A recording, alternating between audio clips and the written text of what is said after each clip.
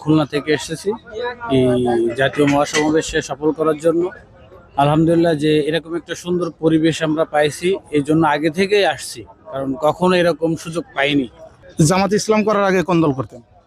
জামাত ইসলাম করার আগে আমি বিএনপিকে পছন্দ করতাম এবং আমার জীবনে প্রথম ভোট আমি বিএনপিকে দিয়েছি। তারপর সেখান থেকে আমি সরে এসে তাদের কার্যকলাপ থেকে সরে আমি জামাত ইসলামে আসছি 2022 সালে। গোপালগঞ্জে একটা চেক দিয়েছিল, এখানে সেনাবাহিনী এখনো মোতায়েন আছে, ট্যাঙ্ক নিয়ে আছে, তারা নৌবাহিনীও আছে। ওইখানে তারা একবার গাড়ির দাঁড় করাইছিল, তারপরে দেখে আবার ছাইড়ে দিয়েছে। ওই গাড়িতে গিয়ে আপনারা সবাই ছিলেন নাকি না সর্বস্তরের মানে সব রকমের মানুষ ছিল?